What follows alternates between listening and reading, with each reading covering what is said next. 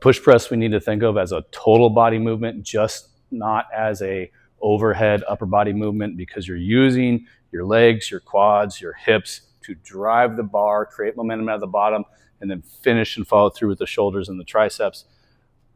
You should be able to push press more than you can strict press. So strict press meaning no leg drive, whether that's a dumbbell, kettlebell, or barbell. If you can't push press more than you can strict press, regardless of the variation, then there's probably a disconnect between your total body coordination with your legs, your lower body, and your upper body, and or your midsection, your trunk, your abdominals, or your lower back are not able to keep you upright, and you break in the middle. So as you drive with your legs, that force can't get transferred into your upper body. It pulls you forward.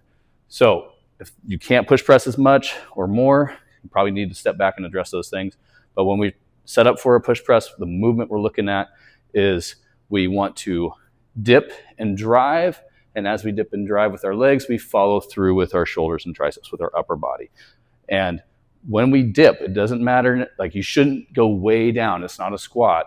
It is going to depend a little bit on the person, but like you can dip a little bit. Some people might go a little lower. I tend to be a little shorter on my dip, but you dip, your knees go forward, your torso's upright. We're not pushing our butt back into a hinge. You dip forward with your knees. The weight of your body is on the forefoot, on the ball of your foot, and you push through the ball of your foot. Even come up on your toes just a little bit as you follow through with your arms. So it should be dip, ball of the foot, push through the ball of the foot, follow through. Dip, ball of the foot, push through the ball of the foot, follow through. When you follow through, the bar should go up and back just a little bit. So you should finish with the bar kind of over the top of the crown of your head. Some people really push their head through.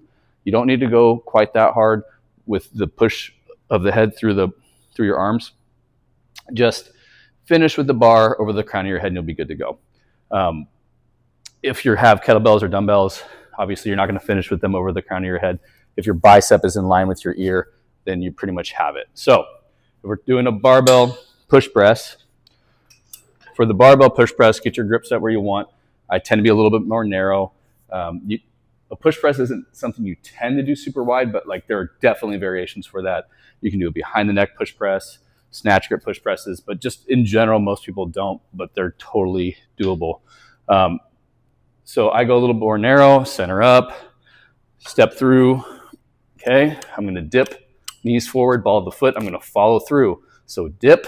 Now the weight is on the ball of my foot. I'm going to push my legs through the ball of my foot and finish overhead. Just like that. Okay, if you watch, my heels come off the ground a tiny bit. Back down, dip, push, follow through. Ball of the foot, push, follow through. Okay. For a dumbbell, very similar.